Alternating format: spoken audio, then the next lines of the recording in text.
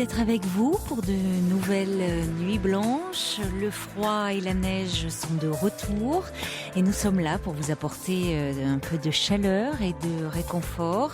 Jusqu'à 1h, la nuit est à vous sur Europe 1. Vous serez accueillis au 39-21 par Jeanne et Paul et c'est Fabrice Fougerousse qui réalise l'émission. Et bien sûr, vous pouvez également nous joindre par mail sur le site europe1.fr ainsi que par SMS au 7 39 21 en commençant vos messages par le mot nuit. 39 21, je vous attends. Europe 1, Caroline Dublanche. Bonsoir Bruno. Bonsoir. Bonsoir. J'ai cherché à vous joindre ce soir parce que je voulais votre avis sur une histoire que je traverse, qui me paraît par beaucoup de côtés assez banale, comme beaucoup de gens traversent, c'est-à-dire un couple qui divorce, une société. J'ai une société qui bat de l'aile, on va dire, pour rester simple, et doublé de tout ça parce que les événements n'arrivent pas seuls d'un très mauvais investissement immobilier. Et dans tout ce paysage est réapparu quelqu'un il y a 2 ans et demi que j'ai cru morte. Voilà. Et c'est-à-dire, pourquoi, qu'est-ce qui lui est arrivé? Eh ben, en fait, j'ai connu quelqu'un il y a plus d'une vingtaine d'années. Oui. Quelques mois. Ça a été très fort, très intense. Et cette personne a disparu. Elle a disparu très brutalement de ma vie, de son métier, de chez sa mère, parce qu'elle était jeune. Moi, j'étais relativement jeune aussi. On avait 10 ans de différence. Elle avait 17 ans, j'en avais 27. Elle a disparu. Et elle a disparu longuement. C'est-à-dire que je l'ai cherchée. Je connaissais sa mère, je connaissais son métier. Et pendant plus d'un mois... Mais sa mère aussi devait s'inquiéter si elle avait 17 ans. Elle s'inquiétait, il n'y a pas de souci. Il n'y a pas de souci là-dessus, elle s'inquiétait. Et cette jeune femme n'est jamais réapparue. C'est-à-dire qu'il y a un moment où j'ai arrêté de faire le tour, je dirais, des popotes et de voir si elle était réapparue. Et j'ai casé l'affaire, si je puis dire. Enfin, le mot n'est pas très bon, mais bon, j'ai rangé l'affaire dans un coin de mon esprit. Ça m'a pris 1 an pour me remettre un peu d'aplomb. Mais vous étiez toujours dans la même ville qu'elle? Elle avait disparu, je ne savais pas où elle était. Non, mais vous habitiez la même ville? Oui, on habitait la même ville. Parce qu'une jeune fille de 17 ans qui disparaît, ça doit faire du bruit dans la ville. On se demander qu'est-ce qui se passe. Ça a fait du bruit, mais mes résultats des courses, voilà. Moi, au bout d'un mois, j'ai arrêté de chercher. Et cette jeune femme a disparu. Et je pense que par facilité intellectuelle, je me suis imaginé qu'elle était morte. Voilà. Et 20 ans plus tard, j'ai reçu un coup de fil, elle est réapparue. Elle était là. C'est elle qui vous a appelé? Oui. C'est elle qui m'a appelé. Mais comment s'est-elle manifestée auprès de vous? C'est tout bête. Elle a téléphoné. Elle savait où j'étais. Elle avait suivi mon activité. Je travaille dans une activité artistique. Elle m'a dit 2-3 mots que j'ai à peine pu répondre parce qu'au départ, il m'a semblé reconnaître la voix, mais bon, après, elle a manifesté 2-3 détails qui ont fait qu'il n'y avait pas 36 solutions. Enfin, c'était elle, quoi. Ça n'était connu que d'elle et moi. Et voilà, notre premier coup de fil s'est arrêté assez rapidement parce que j'ai dû raccrocher, je crois. Alors vous avez eu le fin mot. Le ciel m'est tombé sur la tête. Vous avez eu le fin mot de l'histoire pour savoir ce qui s'était passé quand elle avait 17 ans? Non, j'ai jamais eu le fin mot de l'histoire. Vous lui avez pas posé la question? Si, et j'ai eu une réponse un peu curieuse parce que j'ai pensé qu'elle, assez vite, j'ai pensé qu'elle était partie parce qu'elle était enceinte, assez vite. Après quelques autres appels, j'ai pensé qu'elle était partie parce qu'elle était enceinte et elle a eu une réponse qui vaut ce qu'elle vaut, mais qui ne m'amène rien à moi, en tout cas, de me dire, si c'était le cas, de toute façon, ça vaut plus la peine d'en parler. Ça vaut plus la peine d'en parler parce qu'on a une vie tous les deux où on a perdu pas mal de monde, d'enfants, j'entends, elle de compagnons, etc. Donc une vie, on va dire, un peu abîmée et voilà. Mais elle aurait été enceinte de vous pensez? Disons que ça fait partie des options. Après, tant que je peux pas, si j'ai pas de réponse, je peux toujours tout elle ne dément imaginer, pas. quoi. Elle ne dément pas. Elle ne dément pas. Elle vous a pas dit, mais non, il s'agit pas de ça, et voilà ce qui est arrivé. Non. Par contre, elle m'a dit que, elle est revenue vers moi par des coups de fil réguliers, tous les 3-4 mois, manifestant un désir évident de me revoir. Oui. Je me doutais bien. C'est curieux, 20 ans plus tard. Pourquoi elle voulait vous revoir comme ça, 20 ans après? Elle a eu un parcours de vie assez complexe, où elle a perdu 2 enfants. Elle a perdu un compagnon. Au moment où nous nous connaissions, elle ne connaissait pas son père et elle a enterré un homme qui a peut-être été son père. Sa mère n'a jamais voulu lui confirmer ou non. Donc c'est quelqu'un d'un peu secoué et lorsqu'elle m'a recontacté, elle venait de divorcer de son mari parce que ça se passait assez mal et voilà. Et elle m'a recontacté à ce moment-là. Moi j'étais marié et j'ai clairement affiché le fait que j'étais marié, que j'avais aucune raison, si vous voulez, de tromper ma femme, même si mon couple battait déjà de l'aile suite à des difficultés. On travaille ensemble. L'investissement immobilier qu'on a fait, qui est catastrophique, est excessivement lourd à porter. C'est plusieurs centaines de milliers d'euros. Mais c'est quand même très étrange ce retour comme ça au bout de 20 ans et de vous proposer, enfin vous êtes obligé de préciser que vous êtes marié et de vous proposer presque de reprendre l'histoire là où elle s'était arrêtée. Non, je pense pas que c'était de reprendre l'histoire. Et qu'est-ce qu'elle souhaitait? C'était de se revoir. C'était de se revoir. On n'en était pas à reprendre l'histoire. Et aujourd'hui, vous en êtes où? Partout et nulle part. C'est-à-dire, plus précisément? Plus précisément, j'ai fini par la revoir il y a 1 an et demi environ. Et depuis, on s'est revu 1 heure devant une plage. Et depuis, on s'est croisés 4 fois. Et on cumule, 2h30 en 4 fois. Elle a une vie, voilà quoi, 2h30 en 4 fois. Et pourquoi je vous dis qu'on s'est revus, c'est que pourquoi je suis toujours là, c'est parce que lorsqu'on s'est revus, je pense qu'au bout de 15 secondes, on a eu l'impression qu'on s'était quitté la veille. Ça, c'est la première des choses, c'est assez banal. Par contre, moi, il y a quelque chose qui m'a profondément secoué, je dirais, c'est que 6 mois avant qu'on se revoie, je lui expliquais que dans sa vie, elle avait quelqu'un qui était là, pas vraiment là, enfin bref, mais qui est quelqu'un avec qui elle travaille. Et je tentais gentiment de lui expliquer que ce serait peut-être mieux qu'elle essaie de construire avec cette personne-là, plutôt que d'essayer de se trouver un amant un petit peu plus loin en ma personne. Et un jour, j'ai eu une réponse assez douce, mais directe, où elle m'a dit, mais tu sais, je pense que pendant 20 ans, j'ai cherché à te remplacer, et puis maintenant, s'il faut que j'attende 10 ans, j'attendrai 10 ans. Oui, mais elle attendra quoi? Parce que a priori, moi. Non, mais d'accord, mais... Moi, je le vois comme ça. Oui, mais enfin, là, ça vous fait plaisir, visiblement, mais est-ce que vous êtes prêt à vivre quelque chose avec elle ou pas? Moi, je vais vous dire où j'en suis. Moi, les 6 mois qui ont suivi notre rencontre ont été émaillés de quantité d'écrits, de quantité de coups de fil. Clairement, elle s'est trouvée dans la même situation que moi, c'est-à-dire avec du mal à gérer tout ça. Moi, au bout de 6 mois, ça a été assez clair. J'ai pris le taureau par les cornes. J'allais pas bien. j'en ai parlé à ma femme, je lui ai dit voilà, j'ai revu quelqu'un et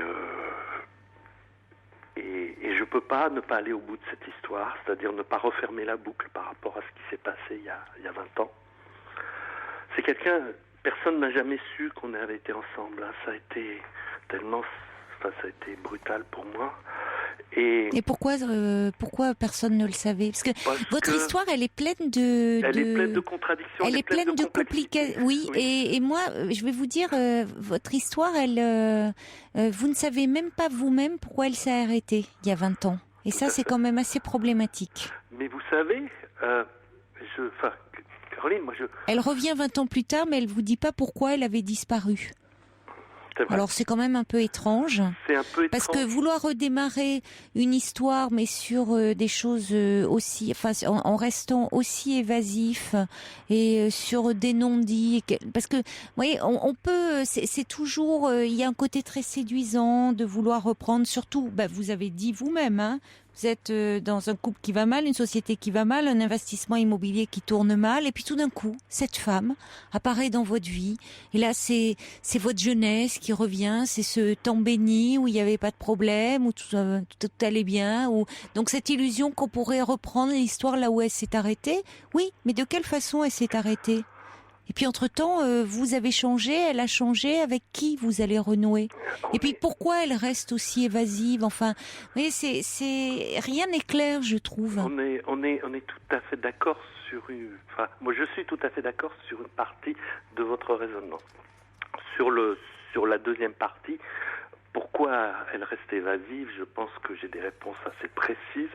Alors sur pourquoi elle est partie, si j'arrive pas à avoir cette réponse, c'est comme dans toute discussion, quand quelqu'un ne veut pas l'amener au bout, on est contraint soit d'y trouver des réponses, soit de se dire on abandonne cette partie-là parce que de toute façon on n'a pas la réponse. Mais la réponse qu'elle vous fait est quand même très angoissante, pardonnez-moi.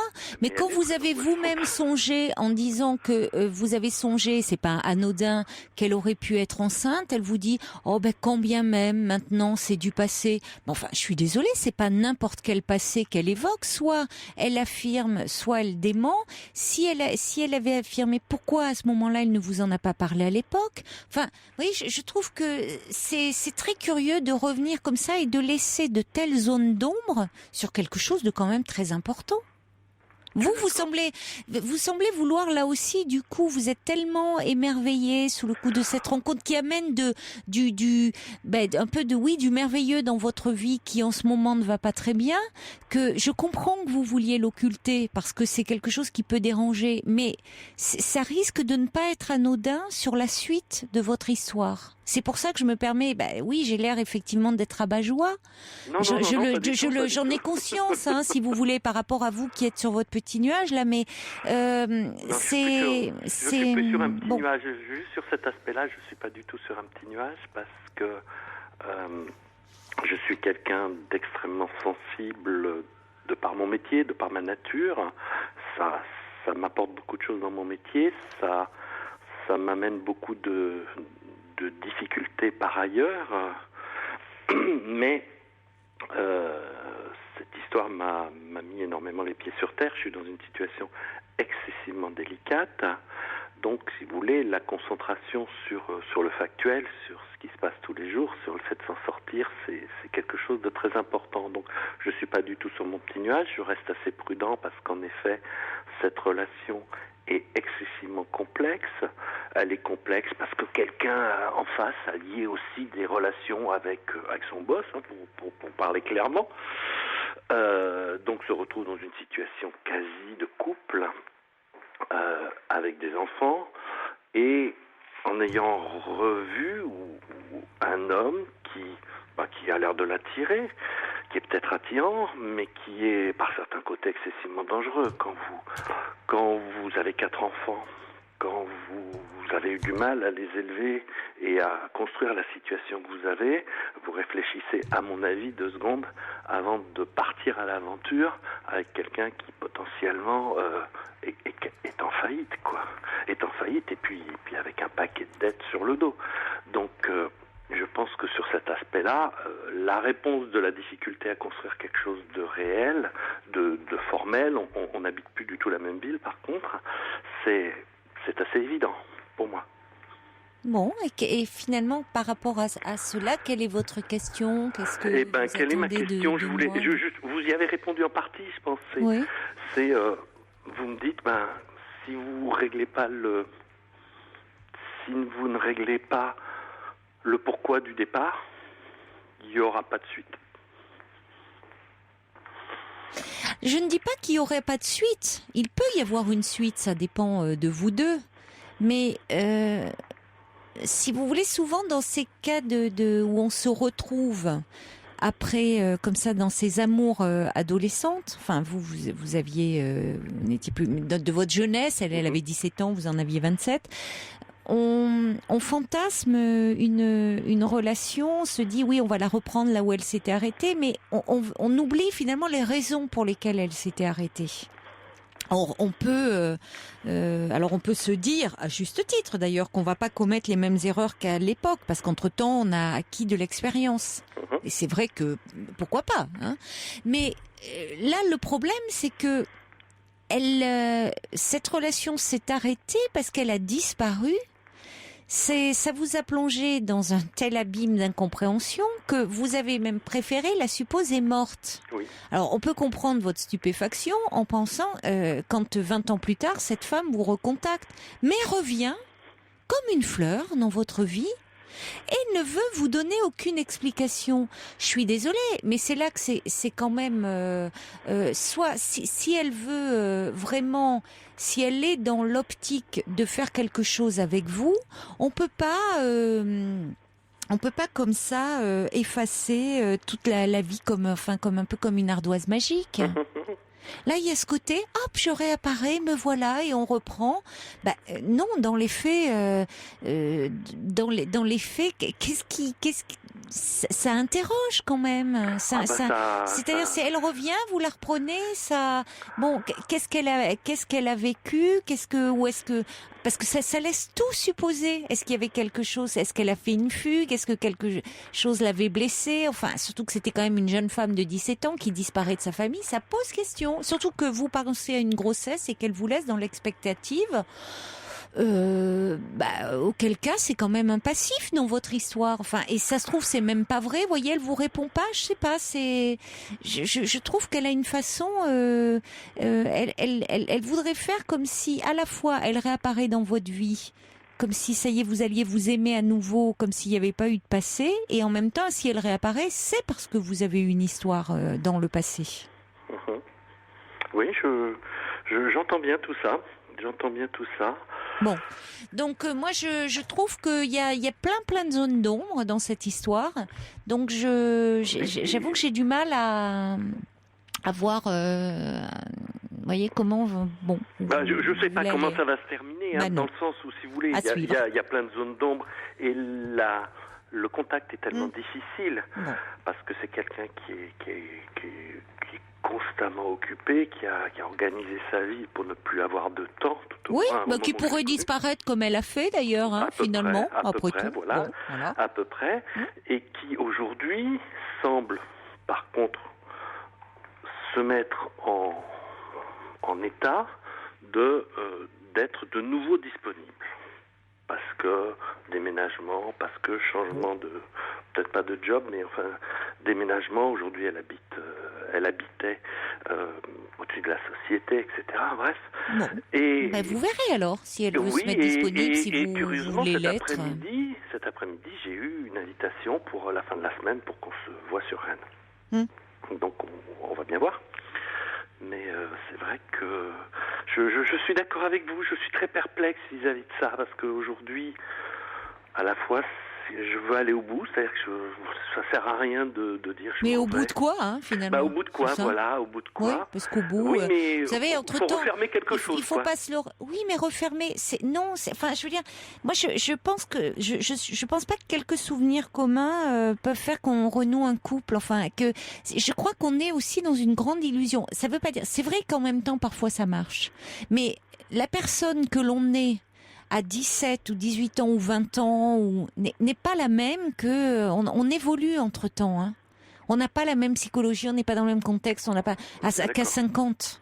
On est bien d'accord. Bon, donc le côté comme ça, on se retrouve. Si vous voulez, parfois, ça cache le fait qu'on a du mal à faire le deuil. On fait d'histoire. Et c'est vrai que alors vous parlez d'enfants en plus, d'enfants que vous avez perdus les uns et les autres. Enfin, c'est pour ça que tout ça est très, je trouve, très confus et très complexe. Donc je sais pas, vous voyez ce que vous pouvez mettre en commun, si ce n'est que vous, comme vous êtes dans une situation très difficile en ce moment, c'est vrai que cette femme, elle vous ramène à une époque un peu bénie où il n'y avait pas toutes ces difficultés, toutes ces épreuves de la vie que vous traversez là et que vous avez traversées. Il y en avait des différentes, oui, tout à fait. Voilà. D'accord. Je vous remercie. Voilà. Au revoir. Je vous remercie beaucoup. Au revoir. Au revoir Bruno. Un mail de Chaudron de la Barque qui revient sur l'histoire de Bruno en disant « Votre histoire est digne d'un roman d'amour dont l'épilogue semble ne pouvoir être autrement que dramatique. Revenir sur un passé douloureux n'est pas toujours synonyme d'un bonheur futur. Peut-être devriez-vous mettre un peu de distance et ne pas vous lancer à cœur perdu dans les bras d'une femme qui s'est évaporée il y a quelques années déjà. Avancez à pas de velours, ménagez-vous afin de ne pas retomber dans le même écueil. Très bon courage à vous, en espérant néanmoins que votre histoire connaîtra un dénouement heureux. » C'est vrai qu'actuellement, on voit beaucoup, et notamment avec les sites, copains d'avant, avec Facebook, cette démarche de rechercher ces amours d'adolescents. Mais c'est forcément très tentant, hein. C'est l'époque bénite où on est jeune et beau, on a foi en l'amour, on n'a pas été encore blessé, trop éprouvé par la vie. Mais je pense que c'est plus compliqué qu'il n'y paraît de reprendre l'histoire là où elle s'est arrêtée. Et je pense qu'il y a beaucoup d'illusions et beaucoup de fantasmes derrière. Bon, voilà, c'est mon point de vue. Alors c'est pas le point de vue de Cathy qui dit pourquoi voulez-vous que tout soit clair? C'est déjà beau de retrouver la magie. Oui, mais enfin la magie au départ, la magie comme ça des premiers instants où on est dans l'illusion. Bon, pourquoi pas. Mais alors, il y en a pour qui ça marche, mais parce que dans ces cas-là, ils ont bien conscience que ce sont deux personnes nouvelles qui se retrouvent et on ne retrouve pas la personne telle qu'on l'a laissée. Je parle pas seulement physiquement, hein, je dis aussi moralement, parce que on change et heureusement on évolue dans une vie. Mais après, bon, si on a conscience que on se retrouve comme c'est finalement sont pas tant des retrouvailles que de nouvelles rencontres. Pourquoi pas? Effectivement, il peut renaître, l'amour peut renaître. Enfin, c'est tellement tendance en ce moment qu'il y a même une émission de télé là-dessus qui s'intitule sur TF1 qui s'intitule Premier amour. On voit que c'est dans l'air du temps aujourd'hui et que finalement c'est toujours quand on est parfois un peu blessé, un peu qu'on traverse quelque chose de difficile, on préfère souvent se tourner vers le passé plutôt que d'aller vers l'avenir qui est pas balisé et où c'est toujours plus incertain. On prend toujours plus de risques alors que là, il y a le côté on se réfugie dans le passé et de toute façon l'époque est à quelque chose de très nostalgique. Hein. Regardez ce qui marche aujourd'hui au cinéma, en musique, c'est la nostalgie. Hein. On est en plein là-dedans. Bon. Bonsoir Stéphane. Bonsoir Caroline. Bonsoir. Vous allez bien? Oui, ça va, ouais. Oui, ça va. Je suis très heureux de pouvoir vous parler. Moi aussi. Je vous écoute depuis quand j'ai eu l'occasion.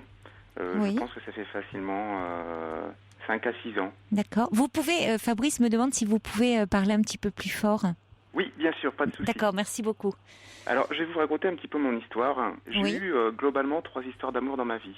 Oui. Une qui a duré 2 ans, qui était plutôt platonique.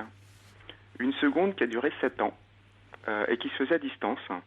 Oui. Et mon histoire actuelle qui est en fait en train de se terminer. Tout simplement parce que ma deuxième histoire a été ma première histoire, ma vraie histoire d'amour, ma première histoire, et que cette histoire a eu un impact sur mon histoire, comme je vous disais, qui est en train de se terminer.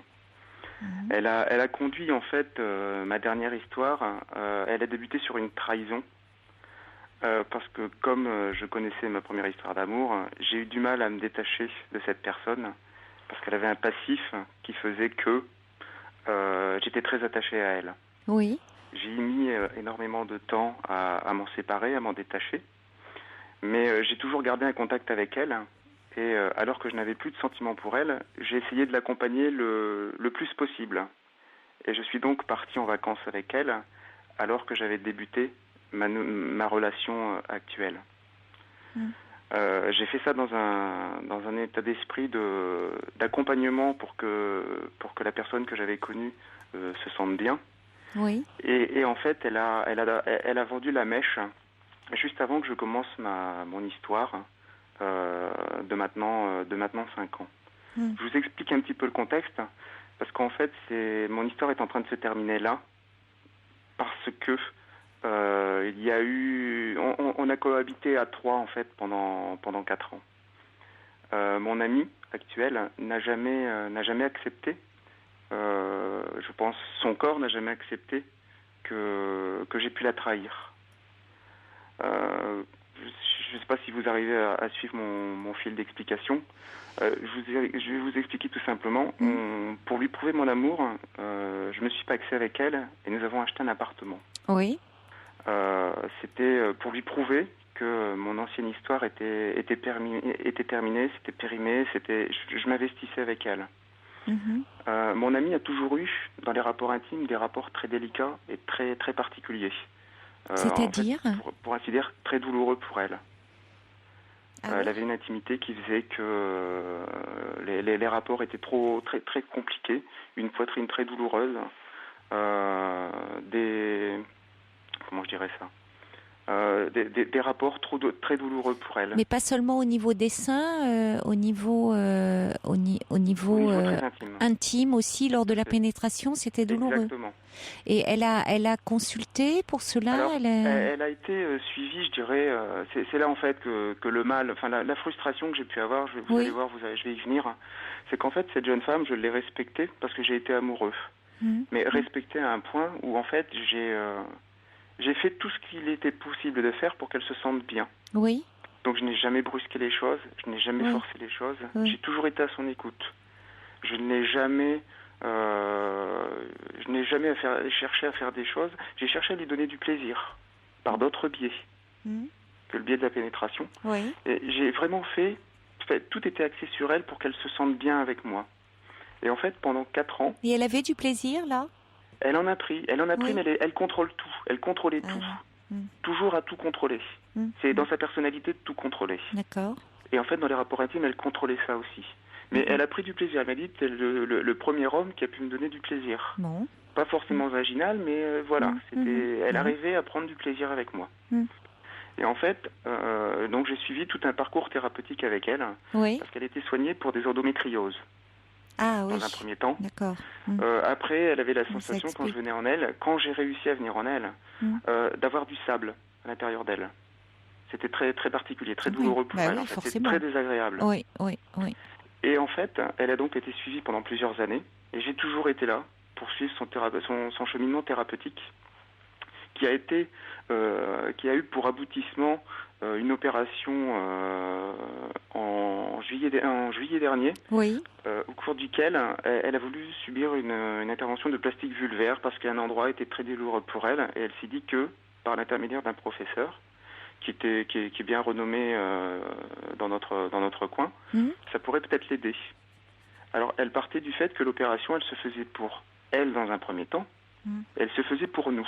Oui, elle était désireuse quand même de changement, et elle était consciente que c'était un vrai obstacle à votre épanouissement, à votre épanouissement commun, je veux dire. Voilà. Oui. Parce que c'est pas rien quand même de faire cette intervention sur ces organes intimes. J'ai trouvé que c'était beau parce que voilà, c'était pour nous. Et moi, j'ai suivi un cheminement où je me disais, elle essayait de faire avancer les choses pour qu'on soit heureux. Et en fait, il s'est avéré une chose assez simple. C'est qu'après son opération, nous avons à nouveau essayé de refaire un câlin une fois, au mois d'août, et en fait, ça ne s'est pas bien passé. Elle a eu toujours elle m'a dit que ça avait encore été douloureux pour elle, et en fait, je pense qu'elle a pris ce qu'on dit vulgairement un pet, à partir de ce moment-là. Donc, ce qui s'est passé, c'est que moi, j'ai senti un petit peu de distance, mais sans plus. Mais on avait une vie, je vous dirais, on était dans la complicité. Elle attendait beaucoup de cette intervention. Elle espérait que ça allait tout régler et de voir que malgré tout la douleur était toujours là lors des rapports sexuels. Voilà. Elle s'est repliée. Vous allez voir, c'est mon cheminement, mais ça a abouti à une frustration parce que moi, en fait, je n'ai jamais pu vraiment venir en elle. Sur les 4 dernières années, nous avons dû avoir une vingtaine de rapports. Oui. Si on peut dire. Oui. Alors, elle essayait de prendre... je dirais qu'elle a essayé de me faire prendre du plaisir, mais c'était pas ça. C'était pas ça. C'était pas une relation classique. Oui. Voilà. Il y avait un partage, mais on n'était pas dans notre intimité. Elle était heureuse, mais pas épanouie. Et il s'est passé, en fait, que au mois de septembre, nous sommes partis aux États-Unis. Et le voyage s'est très bien passé. En fait, au retour du voyage, elle m'a fait une révélation en me disant qu'elle avait des doutes sur ses sentiments. Et en fait, elle souhaitait faire un break. Ce que j'ai mal accepté, parce que si vous voulez, moi, j'ai pas compris. Et elle m'a dit, écoute, je vais essayer de me faire suivre par des thérapeutes pour essayer de comprendre pourquoi j'ai ce blocage et ce qui ne va pas en moi. Et le souci, c'est que... Elle ne l'avait jamais fait. Elle n'a jamais fait de démarche... Non. Alors, au début de notre couple, elle ne l'a pas fait. Après son opération, le suivi psychologique, elle ne l'a pas fait. Résultat des courses, maintenant, au bout de 2 mois, j'ai comme eu l'impression qu'elle me disait « Je t'aime, moi non plus. Je t'aime, moi non plus ». En fait, j'avais l'impression que pour elle, c'était terminé. Mais elle me lançait des phrases qui disaient que j'étais toujours en espoir, moi, par rapport à ça. Et donc, ces thérapeutes ont petit à petit amené un petit peu le sujet et abordé des sujets auxquels je n'ai pas été présent. D'où ma seconde frustration. Je vous expliquerai la première et la deuxième. Ce qui s'est passé, c'est qu'elle a donc vu des thérapeutes, plusieurs, psychologues, sexologues, un autre thérapeute qui permet de voir un petit peu quand les gens pensent blanc et que le corps réagit noir, parce que je pense que la problématique est là-dessus. Et en fait, son corps s'est fermé à moi. Elle m'a dit qu'au départ, j'avais réussi à pouvoir venir en elle, mais qu'après, c'était devenu de plus en plus délicat et que son corps s'était fermé à moi. Oui, mais est-ce que dans ses rapports, auparavant, dans sa vie sexuelle avant elle vous... Elle n'a jamais eu une vie sexuelle épanouie. Ah ben voilà, donc il s'est pas seulement fermé à vous, il se ferme à l'homme, à toute intrusion. Ça pose question de voir qu'est-ce qui a pu se passer peut-être dans son histoire. C'est vrai que si elle a de l'endométriose, ça peut expliquer la douleur dans des rapports sexuels, mais il y a aussi, ce qui est curieux, c'est d'avoir fait une intervention chirurgicale avant de voir déjà sur un plan aussi psychologique ce qu'il en était de cette douleur. Peut-être. Maintenant, je vous dirais, moi, ce qui me gêne, c'est que elle a les relations qu'elle a pu avoir avec les hommes, les 4 ans qu'on a passé ensemble. Moi, j'inclus toujours la première année parce que voilà, c'était mon histoire. Et elle n'a jamais excédé plus de 3 ou 4 mois dans ses précédentes aventures. Donc forcément, le comparatif ne peut pas être possible parce que moi, au départ, j'arrivais à venir en elle. Après, voilà, c'est vrai que ça a été peut-être plus délicat. Maintenant, elle s'est peut-être monter un petit peu le chou, mais moi je sais que ce qui s'est passé, c'est qu'elle est allée voir les thérapeutes sans moi, et en fait on faisait tout en communauté, en communion parfaite.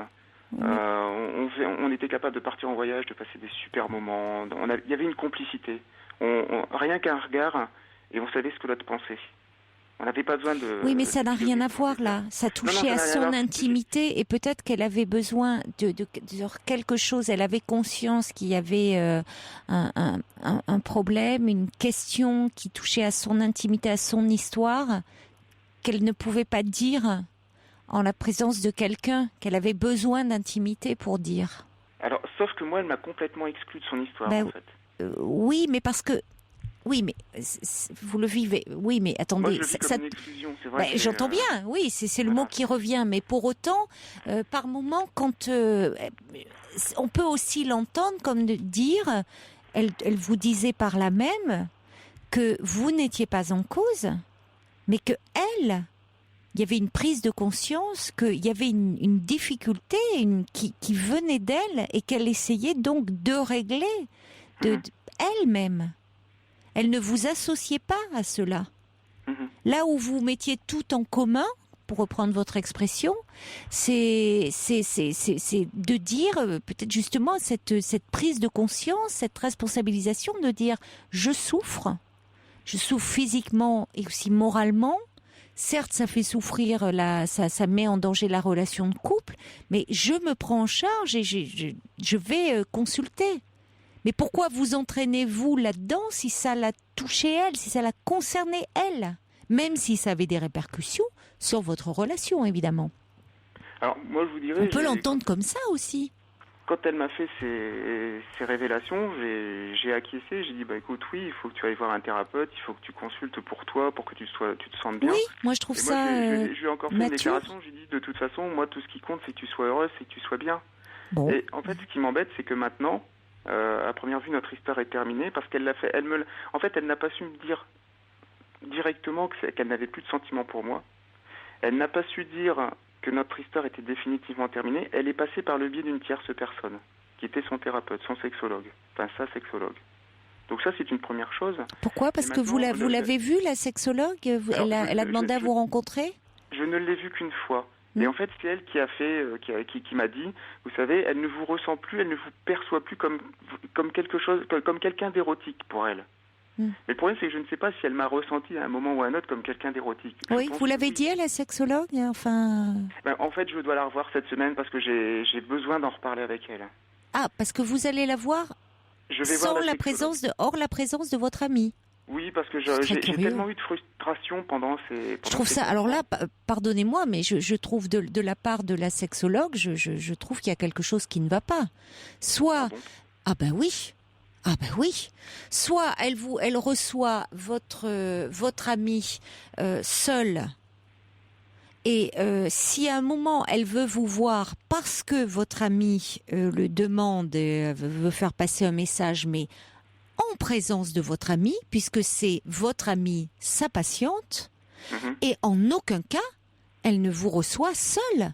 Parce que là, elle peut pas être à l'écoute de votre amie, parce qu'on peut pas être jugé partie. C'est-à-dire, soit elle vous reçoit en couple, c'est-à-dire que c'est votre amie qui est sa patiente, entend tout ce qui se dit, mais sinon elle peut pas être, si vous voulez, on peut pas être thérapeute quand on a un couple qui est en difficulté, on reçoit le couple, si vous voulez, mais on reçoit pas la femme puis l'homme séparément, voyez, parce que sinon il y a des interférences, enfin on ne peut plus parler librement. On est le thérapeute de l'un ou de l'autre ou du couple. Mais si vous voulez, on se dit, comment voulez-vous qu'il y ait une confiance après si ce qui est dit à son thérapeute dans une intimité, on se dit, finalement, ça peut être répété à l'autre quand il le voit. Parce que moi, en fait, ce qui m'a gêné, c'est que justement... Je comprends pas bien la démarche, mais bon. Moi, je sais que... Moi, ce qui m'a choqué, c'est d'avoir... En fait, là, mon ami a décidé que nous allions mettre notre appartement en vente. Nous ne dormons plus dans le même lit depuis sa révélation du mois de septembre.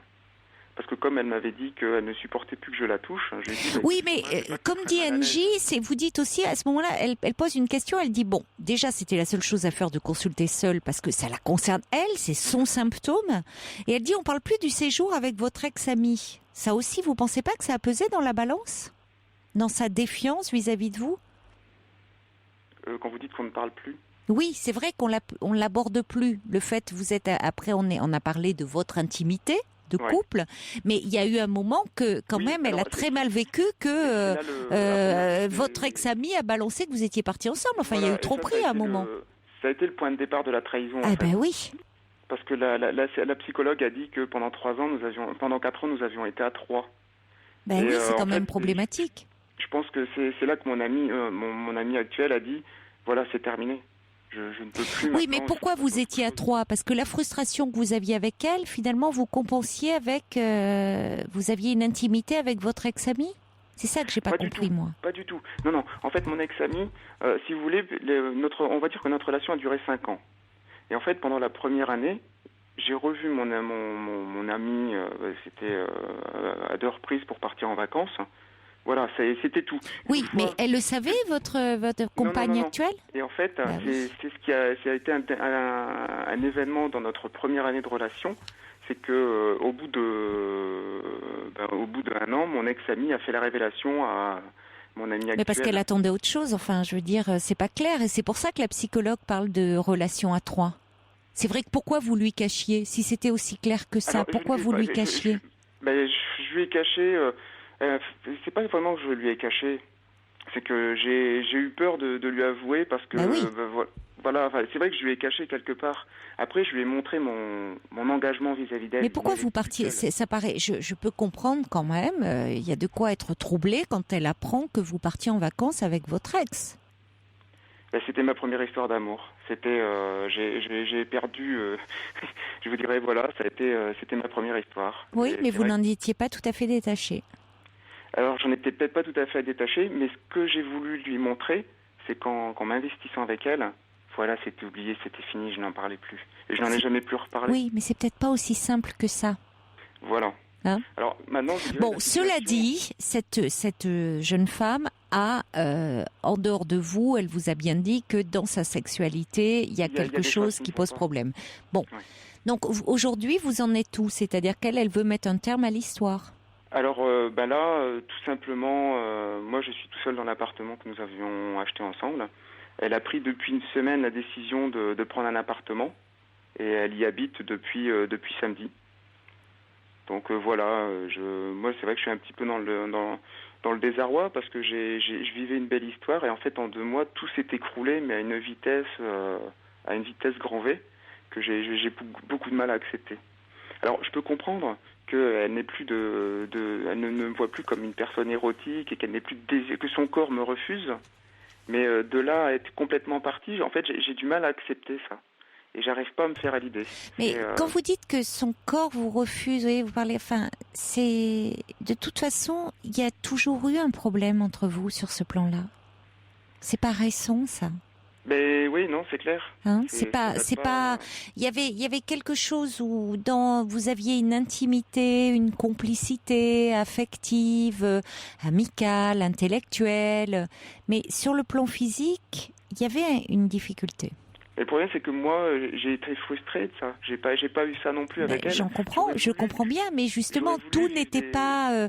Vous n'étiez pas en osmose sur tout. C'est clair. Je sais vous parlez de votre frustration, mais bien sûr qu'il y avait de la frustration. Oui, comment pouvait-il en être autrement? Donc quand vous dites, oui, c'était une belle histoire, mais il y avait un élément essentiel qui manquait à cette belle histoire, quand même, et qui est important, cette intimité physique, qui n'était pas... Bon, il y avait... alors, il y a elle a une difficulté de son côté, et puis entre vous deux, bon, vous aviez beau être très patient, très à l'écoute... il y a quelque chose qui n'allait pas, ne s'accordait pas. Ah, c'est vrai que le fait que maintenant, elle parle de on va mettre l'appartement en vente et tout ça, c'est vrai que ça me fait mal parce que c'était mon histoire, c'était ma plus belle histoire. C'était, pour moi, c'était un signe du destin initialement parlant. Pourquoi? Et voilà, c'est une trop belle histoire qui s'écroule. Et c'est vrai que oui, mais c'est paradoxal, le fait d'avoir, vous dites, vous voyez, c'est toute votre ambivalence. Vous dites, c'est une trop belle histoire, mais en même temps, vous dites vous-même une histoire où il y avait beaucoup de frustration. Oui. Est-ce que ça aurait pu durer ad vitam aeternam? Je ne pense pas, quand il y a trop de frustration. Le problème, c'est qu'il y a toujours eu un suivi. Il y a eu une endométriose, on a pensé une endométriose, et en fait, pendant son opération du mois de juillet, elle s'est aperçue qu'elle n'en avait pas, en fait. Oui, mais... Ça a été il y a eu tout un cheminement et un suivi thérapeutique depuis facilement 3 ans pour essayer de savoir ce qui n'allait pas. Vous voulez à tout prix, essayer de comprendre, mais j'essaie peut-être de me raccrocher à des choses. Oui. Voilà, je sais. Dans les faits, vous aviez une frustration qui est légitime, puisque vous aviez une sexualité quand même assez rare, et en tout cas, quand elle avait lieu, pas forcément très satisfaisante. Bon. Donc on peut se demander si ça aurait pu durer comme ça longtemps en étant dans la frustration. Pour moi, on était dans la phase de reconstruction avec cette opération. Pour moi, c'était oui, le renouveau. Mais vous dites bien, vous avez misé l'un et l'autre sur cette intervention en occultant qu'il pouvait y avoir d'autres facteurs. Bon, et d'ailleurs, à ce moment-là, il y a eu une mise à distance parce que l'intervention n'a pas été, malheureusement, n'a pas eu les effets que vous en attendiez l'un et l'autre. Bon, donc c'est aussi là-dessus dire ça s'est pas arrêté comme ça du jour au lendemain. C'est qu'il y avait des difficultés que vous avez essayé de régler comme vous avez pu, ça n'a pas fonctionné et à un moment, c'est devenu un obstacle assez insurmontable. Parce que quand on n'arrive pas vraiment à se rencontrer aussi sur le plan intime, oui, ça crée de la distance. Et ça, vous n'y pouvez rien, c'est comme ça. Oui. Alors, elle a son histoire de son côté, et puis vous avez la vôtre aussi, d'être resté, d'avoir accepté, comme vous dites, vous avez eu 3 histoires d'amour, la première était platonique, la deuxième était à distance, et celle-ci, elle était quand même avec une sexualité très insatisfaisante. Ça a aussi un sens quand même. Et vous pensez qu'on peut garder des relations d'amitié dans un cas comme ça ? Vous verrez plus tard. Là, c'est un peu tôt. Là, c'est généralement, on veut garder quand on a peur de perdre et que tout s'arrête. Mais pour le moment, c'est un peu tôt. Et attention à ça, parce que vous avez tellement peur, vous, de perdre. C'est vrai que c'est angoissant. C'est ce qui a fait qu'à un moment, vous avez continué à garder des relations avec votre ex, au point de partir en vacances avec cet ex, alors que vous aviez démarré une relation avec cette femme. Mais justement, c'est à un moment, quand on s'engage pleinement dans une histoire, on laisse ses ex. Ouais. Et à un moment, il faut savoir se détacher. Là, c'est trop tôt. Mais bon, vous verrez bien si vous ressentez le besoin de l'amitié. On peut rester amis quand on a été amis avant. Mais quand on s'est rencontrés, qu'on était amants, pourquoi vouloir rester amis si ce n'est pour ne pas perdre le lien ? Donnez-vous du temps de digérer un petit peu cette séparation. Mais il y avait déjà des germes de séparation dans votre histoire. C'est pas arrivé comme ça, d'un coup de tonnerre dans un ciel bleu. Bon courage, parce que c'est pas facile. Bon courage, merci, Stéphane. Caroline. Au revoir.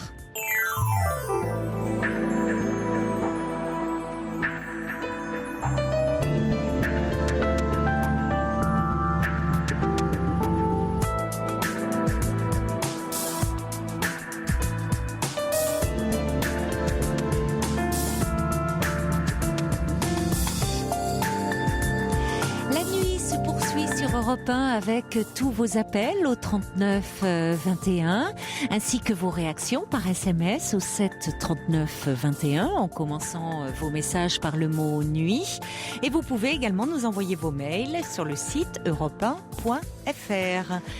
Un petit message de Brigitte suite au témoignage de Stéphane qui dit votre ami apparemment n'a jamais réussi à avoir une relation amoureuse dans la durée, du fait certainement de ses problèmes sexuels. Votre patience n'a pas suffi. Et on peut se demander d'ailleurs, et c'est ce que je voulais dire un petit peu à la fin à Stéphane, pourquoi il nous disait quand même en 4 ans avoir eu si peu de relations sexuelles, ça interroge, ça pose question. Donc c'est vrai qu'à un moment quand il y a trop de frustration dans une histoire, fatalement, il y a un risque. Il y a un risque que le lien se distende. On va écouter un petit peu de musique et puis après, nous accueillerons Florence qui va nous parler de sa fille. Et on accueille Florence. Bonsoir, Florence, vous êtes là ? Oui. Oui, oui, c'est pas être content s'il entend, mais bon, j'espère qu'il dort à cette heure-là. Alors Pascal, Florence, vous voulez me parler de votre fille ? Oui. Des relations qu'elle a avec son père, puisqu'en fait vous êtes divorcés depuis 7 ans ? C'est ça, oui. Et ma fille, j'ai 3 enfants et ma fille est la dernière. D'accord. Et donc au moment du divorce, elle avait 14 ans. D'accord, elle en a 21 donc aujourd'hui. Voilà, c'est ça. Quand j'ai divorcé, elle avait... Alors, les relations de mon ex-mari avec les enfants a toujours été compliquées. Ah oui. Mais bon, elle avait encore quelques relations. Et puis, j'avais dit aux enfants que... aux 2 derniers, parce que l'aîné est beaucoup plus grand et était parti, qu'il n'y avait pas de problème. Ils verraient leur père... ils sont grands, donc ils pouvaient le voir autant qu'ils voulaient. Mais dans quel sens elles étaient compliquées, ces relations ? C'était quelqu'un de dur. Mon fils aîné est parti de la maison, il avait 18 ans parce que, c'est quelqu'un... Lui a pas été heureux avec ses parents. Oui. Et voilà, c'était compliqué, il était très très autoritaire et déjà avec ma fille, en fait, il a une préférence pour le deuxième, très nette. Dès que le deuxième est né, mes 2 premiers enfants ont 14 ans d'écart. Hein. Oui. Donc, le deuxième est né, il n'y en avait plus que pour lui. Quand ma fille est arrivée, je me suis dit, en plus c'est une fille, après 2 garçons, ça va. Oui. Voilà, et pas du tout. Il a toujours délaissé ma fille, la fille pour ce deuxième. Et pourquoi vous pensez ce deuxième était son préféré? Il lui ressemblait dans le caractère, dans le. Pas spécialement. Non. C'était c'est même des 3, c'est celui qui avait le caractère sûrement le plus difficile parce que ma fille a un caractère très facile. Non, je crois que c'est quelqu'un qui de toute manière ne peut pas aimer plusieurs personnes à la fois. Donc c'est moi qui voulais les enfants, c'est pour ça qu'on a eu tard parce que voilà, il y a eu des problèmes, mais je pense que mais avec mon fils aîné jusqu'à 12-13 ans, ça a été 14 ans et puis le deuxième est arrivé, ça c'est tout. Voilà, il supportait plus du tout, il n'y en avait plus que pour le deuxième. Ça a dû être difficile pour votre fils aîné, d'être délaissé à ce point-là par son père lorsque le deuxième est né. Lui, ça fait 10 ans qu'il ne lui a pas parlé. Oui. Et quand on parle, ma belle-fille, des fois, me pose des questions parce qu'elle me dit, quand je lui en parle, il quitte la pièce, quoi. Il ne peut pas en parler. Oui, c'est douloureux. C'est quelqu'un qui garde tout en lui et... Il a eu, son père a eu des attitudes. Mon fils a eu une première petite fille qu'il a perdue à 4 mois. Et le père était complètement absent. C'est-à-dire que il n'avait jamais été à la maternité déjà, jamais été à l'hôpital quand la petite est hospitalisée. Non, c'est quelqu'un de très dur. Oh oui, à ce point-là, oui. Très très dur. Oh oui. Mais bon, ma fille qui est vraiment quelqu'un d'adorable, elle voulait quand même poursuivre, un peu avoir de lien. Mais il ne l'apprenait pas. Et elle a lu un jour les papiers du divorce. Moi, je ne lui avais évidemment pas fait lire. Mais un jour, les papiers du divorce sont arrivés et sont restés sur la table. Et elle a lu que son père avait demandé la garde de son frère, mais pas de elle. Ah oui, carrément. Là, il a demandé la garde du deuxième, mais pas de... Pas de sa fille, non. Donc, ça a été très violent pour elle. Et là, elle n'a plus voulu le voir. Alors il s'en est contenté, il n'a pas cherché du tout, il n'a rien fait pour la voir plus que ça. Il venait chercher son frère, mais elle, non. Même pour vos enfants, je trouve que c'est dur, cette concurrence, cette rivalité que ça met entre eux. De venir chercher un enfant et de laisser l'autre. Tout à fait. Et ça a été compliqué pour les 2 derniers pendant quelques années. Parce que mon fils ne comprenait pas que sa sœur elle fasse pas d'efforts et tout. Et un jour, c'était ça. Voilà, je me suis fâchée parce que je lui ai dit non, c'est pas. Je peux pas lui reprocher à elle, c'est pas. Voilà. Exactement, c'est pas dans ce sens-là. C'est toujours l'adulte qui initie la relation à l'enfant, bien sûr. Puis, mais lui, il ne pouvait pas comprendre parce que lui était attaché à ce père qui lui manifestait beaucoup d'attention. Ils n'ont pas le même père tous les deux.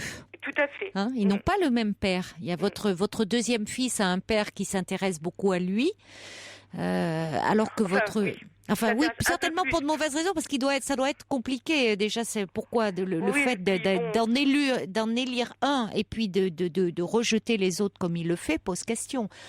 C'est certainement. Ça reste limité, si vous voulez. Là, depuis en 7 ans, il n'a jamais passé un Noël avec son fils. À chaque fois, au dernier moment, c'est non, tout compte fait, je peux pas te prendre, je suis pas là. Enfin voilà. Oui, malgré tout. D'ailleurs, en grandissant, maintenant mon fils a 23 ans, il a très bien compris. Alors il a des liens, mais c'est pas ce que c'était, c'est sûr. Et puis du coup, il a compris la position de sa sœur. Et maintenant, mes 3 enfants s'entendent très très bien. Bon, ça c'est une bonne chose. Mais là, la difficulté, c'est que depuis, 18 mois à peu près, 18 mois, 2 ans, parce qu'on habite dans la même ville, quand il la voit quelque part, il s'arrête et il la fixe pendant 10 minutes, un quart d'heure. Alors c'est une fois parce qu'elle est à la terrasse d'un café avec des amis, il se met à 50 mètres et puis il la fixe. Donc à chaque fois, ce qui fut un temps, quand il a croisé, il la regardait pas. C'est-à-dire, il a même changé de trottoir une fois pour pas avoir à la croiser. C'est terrible. Donc, ça l'a bouleversé énormément. Oui, c'est terrible. Oui.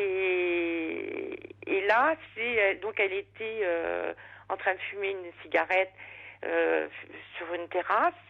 Et c'est une petite rue piétonne, donc c'était tout près. Il était en face avec sa nouvelle compagne et il s'est mis en face et il l'a regardée tout le temps où elle a fumé sa cigarette sans lui dire un mot. Donc elle est revenue en larmes à la maison. Oui, c'est angoissant. Enfin, c'est très déstabilisant. Pourquoi cette attitude? Donc il était avec sa nouvelle compagne et il l'a fixée. Voilà, elle nous dit... De quelle façon qu'est-ce qu'elle percevait? Elle regardait les vitrines, je crois, et de temps en temps, ils échangeaient un mot, et le restant du temps, il la regarde. Et à la terrasse, quand elle était cet été à une terrasse, elle a dit, j'ai fini par changer de place parce que... voilà, je supportais plus de voir qu'il me regardait comme ça. Elle le ressent comment, ce regard, votre fille, enfin, cette attitude? Comment elle en parle? Elle pleure, elle dit qu'elle en a assez, que voilà. Alors l'année prochaine, elle change de ville pour ses études. Elle est très contente de partir à cause de ça, ce qui évidemment moi me fait beaucoup de mal. Et je lui ai dit, bah écoute, tu y vas, puis tu lui dis pourquoi tu me regardes comme ça. Mais elle a peur. Elle m'a dit qu'elle avait peur de ce qu'il pouvait dire, parce que c'est pas quelqu'un de violent physiquement. Mais c'est quelqu'un de très violent, très méchant. Elle a peur d'être blessée, d'être agressée, c'est ça. Oui, elle craint des paroles qui pourraient encore lui faire plus mal. Oui. Tout à fait. Oui, je comprends qu'elle n'y aille. C'est vrai que elle pourrait y aller si c'était quelqu'un qui n'avait pas d'importance, où il n'y a pas d'affect, où il n'y a pas d'investissement. Enfin, mais là, il s'agit de son père qui, elle apprend que lors de votre divorce, il ne demande pas la garde. Il prend son frère, mais pas elle. Il change de trottoir, enfin il fait comme s'il ne la voyait pas quand ils se croisaient, et puis maintenant il s'arrête à la fixer. Alors peut-être pourquoi? Parce que d'ailleurs son comportement, on se fait penser à quelqu'un qui aurait des troubles psychologiques. Enfin, c'est pas quelqu'un qui agit comme ça. C'est pas clair, hein. Enfin, c'est quelque chose c'est pas net, hein, comme attitude, hein. Non, c'était moi dans les difficultés que j'ai eues avec lui, si vous voulez, c'est ça qui a pourri ces attitudes perverses comme ça, très manipulateur, très. C'est ce qui m'a miné pendant 30 ans. Mais bon, moi j'étais sa femme, j'étais l'adulte, voilà, j'ai divorcé. Oui, mais on divorce pas de son père, quoi. Donc ça c'est. Non, mais un père qui ne s'est jamais comporté comme un père avec elle. Ah non. Et après le divorce, elle m'a même raconté des choses parce que lui, il travaillait pas, moi je travaillais. Donc il y a des choses que je ne voyais pas. Et des fois où il emmenait son frère en voiture, elle voulait y aller, elle courait derrière la voiture, il ne s'arrêtait pas. Oh, c'est terrible ce rejet, parce on voit l'attente en même temps qu'elle avait l'espoir que son père la regarde, s'intéresse à elle, et en même temps ce rejet, c'est d'une grande violence, hein. Il lui a fait subir, c'est une grande violence. Et là, d'ailleurs, dans le regard, le fait de détourner son regard, de ne pas la reconnaître, ne pas vouloir la voir, et puis après la fixer. Mais la fixer, c'est-à-dire, il y a quelque chose aussi de très déstabilisant et de très violent dans le fait, parce que on peut percevoir si c'est un regard de reproche, parce qu'elle est là à fumer, parce on peut tout imaginer, tout interpréter. Vous voyez, il n'y a pas de mots, et je comprends qu'elle ait peur d'y aller, parce que qu'est-ce qu'il va pouvoir lui dire? Il est très angoissant dans son attitude. Oui, tout à fait. Tout à fait. Et puis, alors, mon deuxième fils n'a pas fait d'études particulières. Il se débrouille très bien dans la vie, mais bon, il n'a pas fait d'études. Et elle réussit très bien en études. Et je pense qu'il y a beaucoup parce que c'était quelqu'un d'orgueilleux. Et je pense qu'il est, quelque part aussi, ça le... Et puis, en plus, il était artiste. Et sa fille fait des études d'histoire de l'art. Voilà. Oui, en effet, oui. Il n'y a rien d'anodin sûrement, mais non. Et je pense que voilà, tout ça, lui aussi, ça doit. Voilà, parce qu'il y a, enfin, j'arrive pas à tout comprendre, mais. C'est très. Non, on ne peut pas comprendre ce qui se passe dans sa tête, parce que je vous dis, je trouve que c'est des comportements qui, c'est perturbant, et ça révèle quelque chose d'assez perturbé, en lui, pour réagir comme ça. Alors vous dites qu'il avait des relations très dures avec ses parents, enfin il y a quelque chose, cet homme ne sait pas être un père. Maintenant pour votre fille, c'est vrai que c'est dur, enfin on comprend qu'à chaque fois ça la bouleverse beaucoup, parce que elle est avec ce père qui lui manque, qui lui fait défaut, et puis il y a presque quelque chose d'agressif dans le fait de la fixer comme ça. Elle se sent vulnérable face à lui. C'est-à-dire qu'elle ne peut pas aller le trouver. Elle ne. Quoi lui dire? Je sais pas. Qu'est-ce qu'elle attend? Est-ce qu'elle va mal à côté de ça? Est-ce qu'elle a des amis? Est-ce qu'elle a une petite amie? Est-ce que bon. Oui, elle a une vie sociale. Elle est. Donc elle va plutôt bien malgré tout. Vous avez. Oui, elle vit en colocation avec des amis. Enfin non, ça va très très bien à ce niveau-là. Alors moi, je lui avais conseillé d'aller voir donc un psychologue pour l'aider. Oui. Et puis ça s'est pas bien passé. Alors j'ai pas su, évidemment, elle m'a pas dit. Le contact s'est pas bien passé. Le contact n'est pas bien passé, mais elle avait fait la démarche quand même. Oui. D'accord. Donc c'est elle vous avait écouté. Il y avait une demande. Bon. Alors elle dit plus tard peut-être. Voilà. Bon, alors il faut la laisser. Oui. Puisque vous voyez, elle avait pu faire la demande. Bon, malheureusement, le contact n'est pas bien passé, et il faut lui dire que ça peut arriver. Oui, tout à fait. C'est une question, c'est une rencontre. Elle peut accrocher avec quelqu'un, elle peut se sentir en confiance, ou au contraire pas du tout.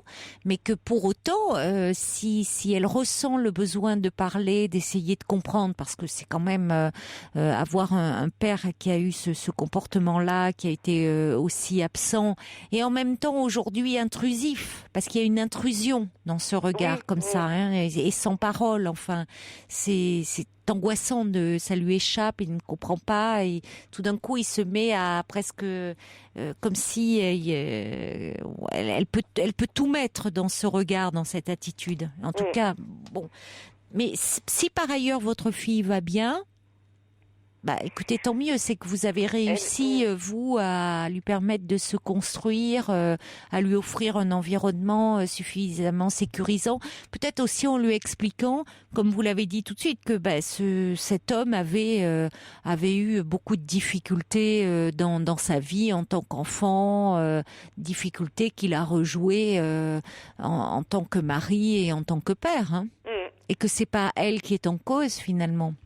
C'est ce qu'il faudrait qu'elle arrive à comprendre, et c'est ce que souvent la thérapie aide à comprendre, que c'est pas elle, que c'est pas nous en tant qu'enfants, c'est pas notre personnalité qui est en cause.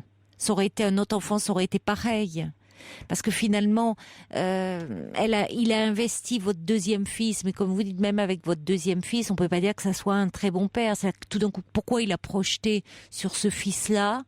Il y a quelque chose qui tout d'un coup a fait écho à lui. Pourquoi lui plutôt que le fils aîné ou que votre fille? Peut-être que votre fille est trop associée en tant que fille à vous aussi. Je ne sais pas. Peut-être, oui. Il peut y avoir de ça aussi. Pour votre fils aîné, c'est pas simple non plus, parce que avoir eu un père qui investissait un de ses fils et pas du tout l'autre. C'est violent, d'autant plus avec ce que vous décrivez, ce qui lui est arrivé, lui ayant perdu sa petite fille, un père qui s'en désintéresse complètement. Il a un problème. Oui, enfin, on ne réagit pas comme ça quand il a un problème, cet homme. Oui, moi je crois aussi. Alors après, moi je me disais, je suis pas objective, que dans un couple ça va pas. Non, mais enfin, bon, vous en avez rencontré des problèmes en tant que femme, en tant qu'épouse, mais vu ce que vous me dites de son comportement vis-à-vis de ses enfants, manifestement, il y a quand même de graves carences, carences. Qu'heureusement vous avez pu, on voit que vous avez pu de votre côté arriver à compenser, puisque vos enfants vont bien, d'après ce que j'entends. Ils vont plutôt bien. Ils ont pu se construire, ils ont pu, ce qui est une bonne chose. Alors, bien sûr qu'il peut y avoir un manque, mais votre fille, elle vous le dit. pour le moment, non, elle ne veut pas refaire une démarche, mais elle laisse ouvert, elle dit plus tard. Oui. Bon, je crois qu'il ne faut pas insister, elle est toute jeune, elle a 21 ans. Hein. Je crois qu'il faut... Tant qu'elle m'en parle... Tant qu'elle vous en parle, c'est une bonne chose. Voilà, c'est ce que je... Et à ce moment-là où... oui, parce qu'elle pourrait se faire accompagner d'un ami pour aller le trouver, mais elle a très peur de ce qu'il peut lui dire. Et je comprends qu'elle n'aille pas le trouver. Parce que dans ce que vous décrivez, il pourrait... Parce que de deux choses l'une, soit peut-être qu'au fond, il n'ose plus aujourd'hui faire une démarche vers elle, et qu'après tout, il attend d'elle quelque chose, aussi fou que ça paraisse, parce que évidemment que ça serait à lui de faire une démarche et pas à votre fille, compte tenu de tout ce que vous décrivez.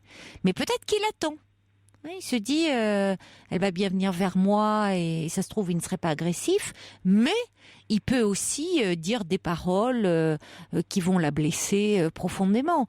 Donc, comme elle ne sait pas, je comprends qu'elle s'abstienne. Elle est déjà suffisamment perturbée quand elle le rencontre et compte tenu de leur histoire, pour ne pas aller provoquer quelque chose qui la bouleverserait. Elle est déjà suffisamment. Oui. Ah ben quand elle revient, en larmes... Et vous ne le croisez pas? Et non. Mais moi, parce que sinon, vous auriez pu... Vous trouveriez la force d'aller, si vous le croisiez, de dire, bon, écoute, arrête, soit tu vas lui parler quand tu la vois, si tu as quelque chose à lui dire, mais arrête pourquoi tu agis comme ça, ça la perturbe, laisse-la tranquille. Oui, moi je me disais ça. Je me disais, je vais le faire. Oui, moi maintenant, ça m'est égal. Puisque vous ne craignez rien de lui. Comme vous dites, c'est pas quelqu'un qui est violent en geste, et c'est dans ses paroles qui peut être blessant. Mais bon, vous le connaissez, vous savez, et vous pouvez passer au-dessus. Vous le feriez pour votre fille, de dire, bon, si tu as quelque chose à lui dire... si tu veux reprendre contact avec elle, et d'abord il faudrait voir comment, et tu vas lui parler, mais sinon, si tu n'as rien à lui dire, tu restes pas, c'est d'une grande violence ce que tu lui infliges. Mais il n'en a même pas forcément conscience, d'ailleurs. Moi, c'est ce que je me dis. Je me dis, je crois que ce qu'il faut dire à votre... non, parce que bon, il est capable de nier l'évidence aussi, de dire, mais non, je la regardais pas. Oui. Ça peut être ça aussi. Non, mais il peut y avoir une curiosité de voir ce qu'elle est devenue, mais on voit bien, c'est comme s'il regardait quelqu'un de l'extérieur. Enfin, on voit cette distance phénoménale, inouïe. Et ce que vous pouvez dire à votre fille, c'est qu'il n'est pas forcément conscient de ce que ça implique comme violence. Parce que dans les faits, elle voit son père. Mais lui, il n'a pas construit de lien avec elle. C'est ça qui est terrible. Donc il n'est pas comme un père. Il peut regarder de loin la curiosité. Qu'est-ce qu'elle a changé? Être curieux. Oui, c'est ça. Être curieux et donc la fixer, oui, parce que oui, c'est sa fille, de voir comment elle change, mais ne pas se rendre compte de la violence que ça peut représenter pour elle, de voir que son père est à l'autre bout du trottoir et ne traverse pas pour venir la voir, pour lui parler, pour dire qu'est-ce que tu deviens, tu sais, tu me manques ou... Non, je crois qu'il n'a pas conscience parce que lui-même, il y a un trou, il y a une carence. Il a lui-même été un enfant qui a été malheureux, qui a été rejeté. Ça ne justifie pas l'attitude, mais bon, s'il avait eu certainement grandi dans un contexte familial équilibrant, il n'aurait pas cette attitude-là. Ah oui, je pense que si vous voulez, comme dit Brigitte, heureusement, elle peut s'en ouvrir à vous. Et ça, c'est une très bonne chose. Donc, vous êtes son point d'équilibre. Avec vous, elle vous la rassurer. Et c'est pour ça que vos enfants vont bien. Auprès de vous, vous êtes constante. Ils savent que vous les aimez et que vous ne changez pas d'attitude. Vous êtes vraiment le point d'ancrage, là. Ils savent qu'ils peuvent compter sur vous.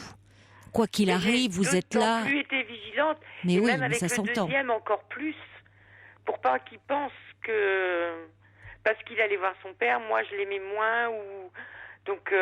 Oui, qu'il n'y avait pas une rivalité entre vous. Voilà. D'abord, il vivait à la maison. Voilà, il n'y avait pas de. Mais j'ai toujours fait attention à ça Mais c'est vrai que bon, c'est... Non, mais il faut... ce que vous pouvez lui dire, c'est que oui, il a de vrais problèmes d'ordre psychologique pour se comporter de la sorte. Il ne va pas bien. Bon, il ne sait pas ce qu'est être un père. Oui. Bon. Ça fait 30 ans que je le vois aller chez le psychiatre. Ah, il consulte néanmoins? Ah oui. Oui, mais je pense que ça traduit, enfin, il y a vraiment je pense, je ne connais pas, mais de ce que vous décrivez de sérieux troubles de la personnalité pour réagir de la sorte. Ah oui, moi c'est quand même quelque chose de profond. Du tout, oui. Qu'il soit pas heureux, c'est une chose, mais on peut ne pas être heureux et sans avoir de vrais troubles de la personnalité. Mais là, tel qu'il se comporte, il y a un vrai trouble de la personnalité. Ouais. Donc, elle n'est pas en cause. Voilà, c'est pas elle, c'est pas ce qu'elle est. Vous dites d'ailleurs, c'est une jeune fille adorable, elle est bon, et que c'est dommage. Vous pouvez lui dire, il sait pas à côté de qui il passe, parce que vous pouvez la rassurer, dire t'es vraiment quelqu'un de bien et moi je suis. Mais ton père ne sait pas parce qu'il ne sait pas être un père. C'est lié à son histoire. Il n'empêche que c'est douloureux forcément. Ah oui, pour elle, c'est... Oh oui. Pour elle et pour votre fils aîné, et même pour votre fils Omi, enfin c'est compliqué d'avoir un père comme ça. Je vous remercie, Caroline. Je vous en prie, Florence. Merci de votre confiance. Au revoir. Au revoir. Bonsoir, Laetitia. Bonsoir, Caroline. Bonsoir. Déjà, je voudrais vous remercier parce que je vous ai appelé il y a 4 ans. Oui. Et ça m'a permis en fait de commencer un travail sur moi-même grâce à vous et à l'appel que je vous avais passé, que j'ai un peu abandonné pour diverses raisons et que j'ai repris cette année. Oui. Et en fait, j'arrive à un moment où je me pose plein de questions encore, et où il y a, moi, j'ai une famille très très compliquée, un vécu très compliqué, mais plus du côté de ma mère, et qui crée en fait beaucoup de problèmes affectifs, voilà. Je sais pas de votre côté, c'est du côté de votre mère, de sa personnalité, ou du côté aussi familial, enfin du côté maternel, de l'histoire familiale? En fait, c'est plus vraiment maternel, je vais vous expliquer. Oui. En fait, ma mère a toujours eu, je pense, une image négative de sa propre mère. Et de son père aussi, parce qu'en fait, quand j'étais petite, elle me disait toujours que son père n'était pas son père. Oui. Et donc moi, franchement, quand j'étais petite, je comprenais pas forcément pourquoi, mais je me posais quand même aussi des questions, parce qu'en fait, son père est de couleur noire de peau, et ma mère est blanche comme un cachet d'aspirine, donc forcément, on se pose forcément des questions. Et puis votre mère qui vous dit tout le temps, de toute façon, mon père, c'est pas mon père, c'est pas ton grand-père. Mais voilà. Alors attendez, vous me parlez, c'est votre mère est blanche et c'est votre père qui est noir? Non, son père à elle. Oui, c'est ça, parce que vous avez dit mon père, donc c'est votre grand-père, d'accord, votre grand-père. Oui, désolée, oui, mon grand-père. Voilà. D'accord, votre grand-père. Voilà. Mais alors, elle vous disait ça quand vous étiez petite, c'est-à-dire vers quel âge déjà vers quand j'avais 7-8 ans déjà. Mais c'est curieux qu'elle vous dise ça à vous, parce que... Oui, elle disait ça à moi et à ma grande sœur.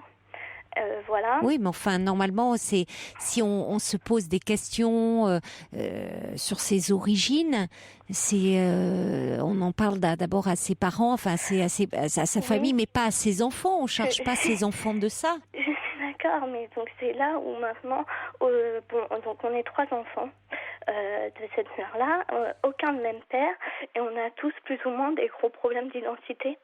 À se poser plein de questions, et ça se répercute même à l'heure actuelle sur l'enfant, donc mon neveu, l'enfant de ma sœur, qui a énormément de problèmes. Et en fait, il est un peu suivi par des éducateurs. Bon, ma sœur était très réfractaire à tout ce qui était thérapie, etc., à travail sur soi. Il a quel âge, votre neveu? 13 ans. D'accord. Mm-hmm. Et qu'est-ce qu'il a comme problème? Il a des gros problèmes de personnalité, des gros problèmes d'identité, il se cherche beaucoup, il a des gros problèmes avec la sexualité, mais ça c'est dans notre vécu, parce qu'en fait notre mère donc elle est d'homme en homme, et elle a eu il y a un gros problème, c'est que elle a eu ma sœur très jeune, à l'âge de 17 ans, et qu'elle a jamais dit à ma sœur qui était son père. Voilà, donc ça c'est un gros problème qui me traumatise moi aussi, même si c'est pas mon histoire, parce que ça me concerne pas, mais quand même, parce que quand j'étais petite aussi, moi je me suis dit, mais moi je connais mon père, pourquoi ma sœur connaît pas son père?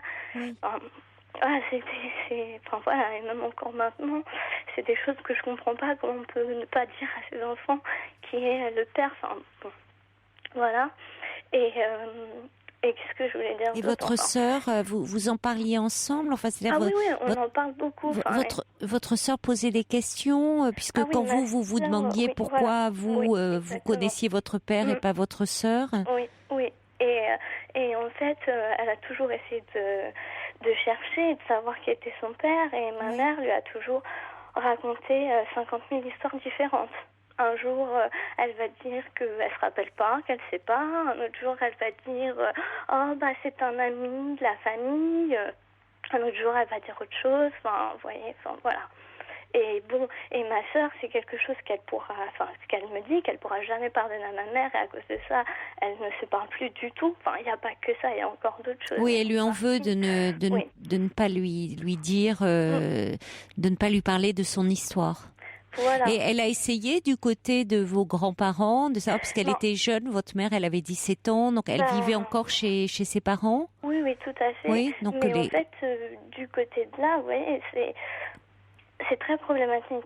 On a l'impression, en fait, parce que donc comme je suis en travail, etc., et que là il se passe ça avec son fils, je parle beaucoup avec ma sœur et on en parle beaucoup. On a l'impression qu'il y a beaucoup de non-dits, beaucoup de. C'est pas une impression, c'est qu'il y a, il y a des non-dits et que personne ne veut vraiment nous dire. Et en fait, il s'avère que maintenant nos deux grands-parents sont décédés, aussi bien ma grand-mère que mon grand-père, et donc il nous reste que nos tantes finalement. Oui, les tantes, c'est important parce qu'elles connaissent des. Mais le problème, c'est que voilà, ma sœur, elle a déjà essayé de questionner. On a appris des choses encore, qui un peu expliquent peut-être le comportement que ma mère a pu avoir.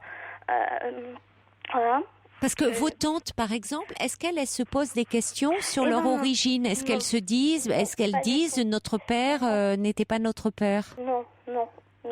Et toutes disent... Mais elles sont métisses, vos tantes? En fait, c'est donc ils sont 6 enfants. Enfin, ils étaient 6 enfants parce qu'il y en a un qui est décédé. Je dirais qu'il y en a... Je dirais sur les 6, il y en a 3 qui sont un peu... Ils sont pas forcément métis, mais ils ont la peau quand même un peu mate. Et que je pourrais leur trouver des ressemblances avec mon grand-père. Mais ils sont quand même 3 où, pour moi, ils n'ont aucune ressemblance avec mon grand-père. Et ils sont quand même blancs, enfin... Donc voilà, et puis bon, alors je veux bien que des fois ça se peut, qu'il y ait... oui, parce que ça arrive dans... regardez Yannick Noah par exemple, il a un de ses petits, son dernier petit garçon est blond et le teint clair et donc ça peut arriver. Donc lui-même est issu d'un métissage entre sa maman et son papa qui est camerounais, mais donc parfois, oui, il y a des comme ça dans la génétique, il y a des choses qui peuvent être surprenantes, donc pourquoi pas. Mais en même temps, le fait pourquoi elle se pose la question de ce père qui n'est, parce qu'il y avait un désir comme si ce père ne devait pas être son père. Alors, à un moment, on se construit tous un roman familial, enfant. On a tous tendance à dire de se construire une autre famille, d'autres parents, c'est ce qu'on appelle le roman familial. On se crée une histoire. Mais en général, ça passe. Et pourquoi à un moment cette insistance? Et pourquoi auprès de vous, ces enfants, de dire c'est pas mon père? C'est pas mon père, et avec en plus cette histoire, ce trou là dans son histoire où elle a votre sœur avec un homme dont elle ne veut pas révéler l'identité. Exactement. Ça pose question. Oui. Comment était-elle avec votre grand-père? Quelles étaient leurs relations? Justement, c'est là aussi le problème, c'est qu'elle a été jamais vraiment proche de son père et également même de sa famille en général. Et elle s'est toujours sentie rejetée. Voilà. Et, allô? Oui, je vous écoute attentivement. J'ai eu peur que ça ait coupé. Non, pas du tout. Non. Mais... D'accord. Et elle s'est toujours ressentie rejetée par toute sa famille, ce qui fait que nous, en tant qu'enfants, on avait beaucoup de liens avec nos tantes et nos tantes. On allait très souvent chez nos tantes. Par exemple, ma mère jamais. c'était plus ma sœur et moi, on allait chez nos tantes, mais notre mère n'était pas présente. Et vos tantes, qu'est-ce qu'elles disent? Par exemple, quand elles parlent de votre mère, j'ai une tante qui a une image très négative de ma mère, qui m'en dit que du mal, qui me dit tout le temps la même chose. De toute façon, ma mère, en gros, c'est un peu, excusez-moi du mot, mais bon, une pute, voilà, que tout le monde lui est passé dessus, sauf le train. Voilà ce que c'est terrible. Votre tante vous dit ça de votre mère? Oui. Bah, c'est quand même très violent de vous dire ça, parce que même si elle est en mauvais termes avec sa sœur, déjà parler de sa sœur comme ça, c'est quand même très agressif. Et puis, elle parle de votre mère. Oui, non, mais je sais. Donc, on fait attention à ce qu'on dit. C'est agressif vis-à-vis de vous, même. Non, mais tout à fait, mais quand elle vous dit ça, comment vous réagissez, moi, vous? Je le prends très mal. Il y a de quoi. En fait, comme cette tante, voilà, moi j'étais un peu coupée aussi de cette famille-là pendant 10 ans, et donc ça fait peu de temps que je leur reparle, et voilà. Oui, il y a des conflits entre eux. Et quand bien même, de toute façon, il y aurait un fond de vérité dans le fait que peut-être votre mère, si quand même, parce que ça fait très règlement de compte, mais aurait eu beaucoup de relations sexuelles et là aussi ça pose question finalement, si jeune, et pourquoi elle a eu cet enfant elle si jeune, et dont elle veut pas révéler l'identité du père. Ça fait penser à comme un secret de famille. Mais exactement, mais c'est ce qu'on pense, et nous avec ma sœur, c'est ce qu'on essaye de dévoiler, etc. Comme si elle ne pouvait pas le dire finalement. Oui, voilà, mais le problème, ma sœur est très réfractaire à parler avec ma mère, et moi, moi j'aimerais jouer un peu ce rôle-là, parce que je suis un peu peut-être plus proche de ma mère, même si encore nos relations se sont un peu distendues depuis quelques années. Oui. Mais je sais pas si je dois vraiment jouer ce rôle-là ou pas, et voilà, et c'est pareil, avec nos tantes, là, on aimerait essayer de leur dire, mais voilà, si vous savez des choses, faut nous le dire, parce que, voilà, nous, ça nous bloque, ça explique pas mal de problèmes. Vous pouvez le dire comme ça, oui. Dire que ça vous bloque, vous, dans votre vie, puisque c'est le cas. Si ça vous bloque dans votre vie sentimentale, Laetitia? Oui, parce que, vous voyez, jusqu'à l'âge de 26 ans, j'ai jamais eu de petite amie, parce que... Vous avez quel âge? 27 ans. Oui. Donc, c'est pas très catastrophique, hein. Non, mais là, vous avez un petit ami? En fait, j'en ai eu un, mais la rencontre, elle s'est passée vraiment assez bizarrement. Et j'ai eu beaucoup de mal parce que c'était une première fois, c'était très perturbant. Oui. Et donc, c'est un peu ça aussi qui m'a ramené à faire un travail sur moi-même. Oui. Oui, mais c'est pas vraiment étonnant non plus avec l'image qu'il y a de votre mère dans la famille, où on dit que c'est une pute, que tout le monde lui est passé dessus, même le train, que, vous voyez, elle a eu donc cet enfant à 17 ans, mais donc elle ne dit pas qui est le père. Donc vous avez pris comme le contre-pied de ça, comme si la sexualité, les hommes, c'était dangereux. Oui, mais tout à fait, c'est exactement ça. Mais après, il y a aussi d'autres choses. On pense, ma mère a une grande immaturité en fait, et elle a rencontré des hommes, c'est mon père que mon beau-père, qui ont beaucoup de similitudes, et en fait, ma sœur et moi avons eu des attouchements par ces personnes-là. Donc ma sœur par mon père et moi par mon beau-père, quand elle s'est mariée. Et voilà. Et ma mère. Vous avez pu en parler à votre mère? Oui, et ma sœur aussi. Et comment a réagi votre mère? Et on pense, voilà, ma mère elle dit que c'est, elle dit que au début elle ne croit pas, parce que ma sœur m'a dit, quand elle en parlait à ma mère, c'est qu'elle ne croit pas, mais en fait c'est faux. Elle sait très bien que c'est vrai, parce que des fois même, par exemple dans mon cas, moi personnel, ça se passait dans la salle de bain, et des fois quand ma mère était absente. Donc quand ma mère était absente, elle peut pas voir, mais en fait quand je prenais ma douche, la porte devait toujours être ouverte pour qu'il puisse rentrer quand il veut. Et vous voyez, ma mère, elle était là, et elle disait pas, non, elle a besoin d'intimité, la porte doit être fermée, et elle le laissait rentrer, et il venait, il fallait qu'il me lave le dos, etc. Et elle était là, et elle disait rien. Et c'était votre beau-père? Oui, c'est-à-dire qu'après ma mère s'est remariée après mon père. Et voilà. Oui, là, il y a comme vous dites, là, il y a il y a une complicité. On ne laisse pas rentrer comme ça. Qui plus est, c'était votre beau-père, mais quand bien même à un moment, la salle de bain, c'est le lieu de l'intimité. Et d'ailleurs, souvent dans les familles comme ça où il y a des liens incestueux, des attouchements, il y a pas d'intimité. Les portes sont ouvertes. On ne peut pas avoir accès à l'intimité. Donc là, laisser rentrer cet homme dans la salle de bain, lui permettre de vous laver, il y a un sacré problème. Mais ça pose une question. Est-ce que vous pensez que votre mère elle-même aurait pu avoir été abusée? Oui, moi j'en suis même persuadée. Voilà. Et après, il y a aussi autre chose, c'est qu'elle avait un frère qui est mort très jeune, qui était plus jeune qu'elle, qui avait 17 ans. Il est mort à l'âge de 17 ans. Et en fait, c'est pareil, elle nous parlait tout le temps de ce frère-là, que de toute façon, dans la famille, il n'y avait que lui qui l'aimait et personne d'autre. Et en fait, une de nos tantes qu'on avait commencé un peu à chercher, à savoir des choses il y a quelques années avec ma sœur, a dit à ma sœur qu'elle se rappelle qu'entre ce frère-là et ma mère, c'était jamais très clair leur relation, etc. Et bon. Là, on se pose pas mal de questions, mais ma sœur veut pas croire au fait que ça pourrait, par exemple, être son père ou je ne sais pas. Enfin, vous voyez. Voilà. Mais bon, et on se dit avec ma sœur qu'en fait, on a l'impression qu'on saura jamais la vérité et qu'on vivra toujours avec des non-dits et que c'est difficile de se construire avec des non-dits. Enfin, voilà. Vous allez approcher de quelque chose. Vous savez, la vérité, il n'y a pas... C'est compliqué parce que dans une famille, chacun détient sa part de vérité. Oui, je suis d'accord. Donc c'est très difficile. Il n'y a pas la vérité. Évidemment, vous vous posez des tas de questions autour. Vous savez déjà vous ce que vous avez vécu. Ça c'est votre vérité à vous. Après.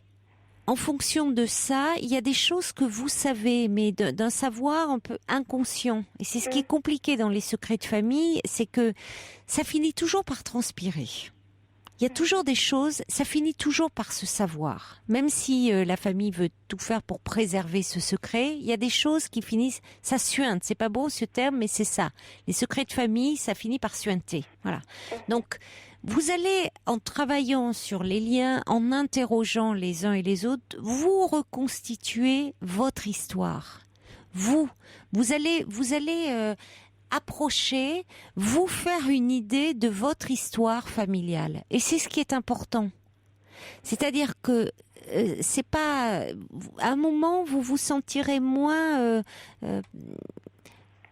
porté par un peu submergé par des événements que vous ne maîtrisez pas, mais vous allez petit à petit reconstruire, comme si vous écriviez quelque chose, reconstruire toute cette histoire. Et à ce moment-là, vous allez pouvoir mettre des choses à distance. En fonction du travail que vous faites, des souvenirs sur lesquels vous travaillez, des interrogations que vous pouvez encore soulever auprès de vos tantes, de votre mère peut-être, en disant que vous avez le sentiment qu'elle est porteuse d'un lourd secret et que si elle ne parle pas de qui est cet homme avec qui elle a eu votre sœur, c'est parce qu'elle ne peut pas en parler, ou peut-être qu'elle en a parlé et qu'on n'a pas voulu l'entendre à ce moment-là.